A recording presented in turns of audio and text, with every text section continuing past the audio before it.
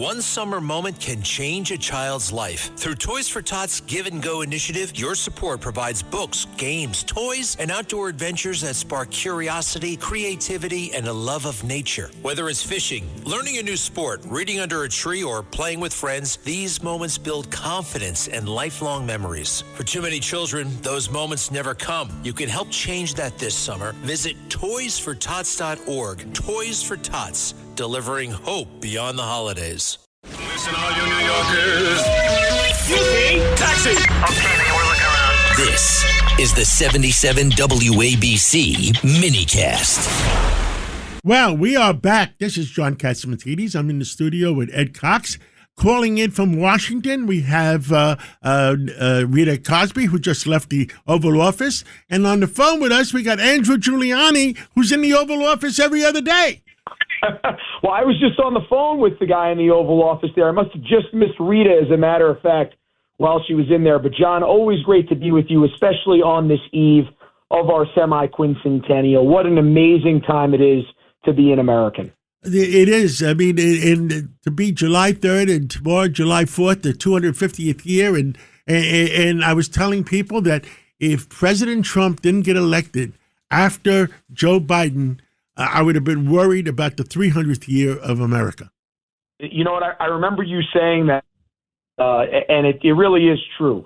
When you think about just the difference of the last 18 months and what President Trump is able to put forward, and I think we see it, frankly, with this World Cup over the summer. You're seeing people come to the United States of America that was told lies about the United States, that was told that the U.S.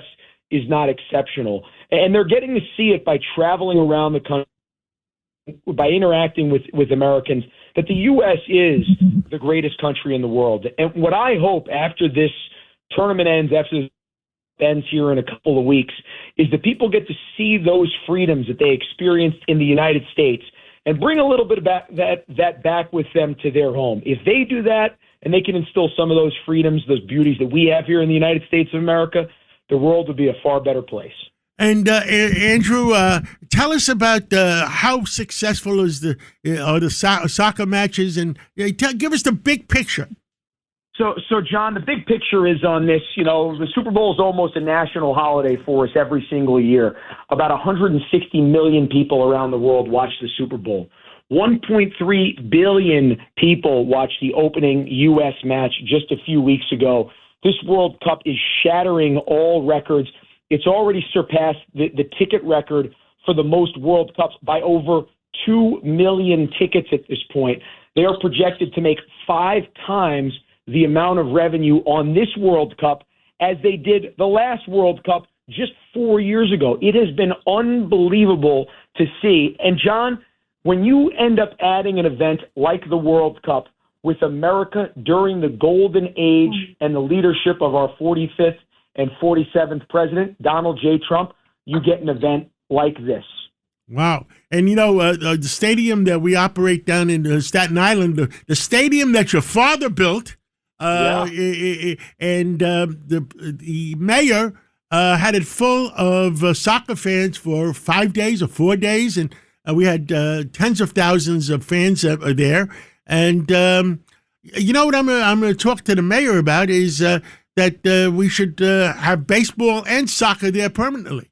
John, I couldn't think of a better thing. It really, really is such a fantastic venue. One of my favorite views in all of New York City when you're sitting in the stands there and you look over and you see the New York skyline. It's a fantastic thing to do on a summer evening as you take the boat on over there. It lets you out in right field, and then you walk yourself into a stadium. You can watch America's pastime, or you can watch what's America's fastest growing sport right now, which is soccer. John, I never thought, and you could ask Sid this, I never thought that I'd be the one out there talking about soccer. I was always, as you know, golf. I play a lot of golf with the president, baseball and football, American football.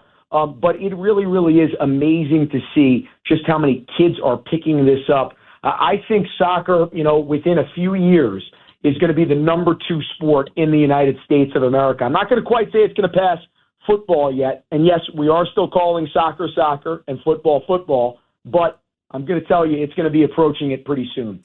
So how long does this soccer go on? And is the USA how is the USA doing? Well, the tournament goes on for another 16 days. We've been playing now for a little over 3 weeks. There's 16 more days. We'll play the final in the Meadowlands on July 19th, and that is projected to be watched by, get this, John, over 2.5 billion people. Think about that. Wow. I mean, those numbers are mind-boggling. Over a third of the world will end up watching New York, New Jersey on July 19th, tuning into this. So it really, really is amazing. So when you talk about NFL, even the Super Bowl, I mean, it's probably only 1 billion people.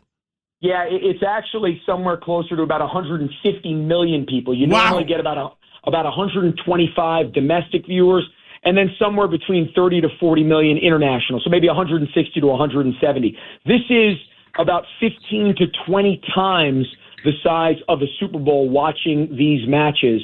So it really, really blows it away. The two largest, most watched events every 4 years is the opening ceremonies to the Olympics, because everybody has somebody from their country walking, and then the World Cup final. Well, after all is said and done, can I borrow you from the president to give us advice how we put soccer in the Staten Island Stadium, the house that the house that Rudy built?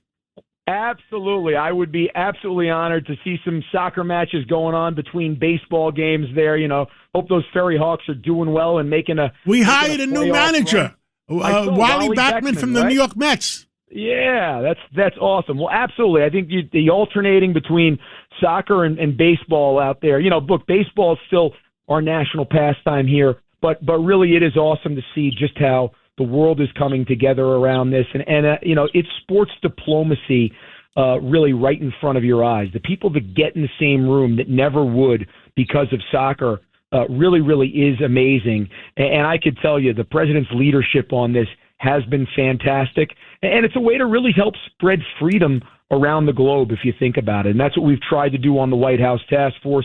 That's what we're going to continue to push, and what better time to do it than over our 250th birthday. Well, Andrew Giuliani, thank you for briefing all of America on the big soccer matches, and we'll talk to you again real soon. And thank you for what you do. John, thank you very much, and happy birthday to the greatest country God ever created, the United States of America. Agreed.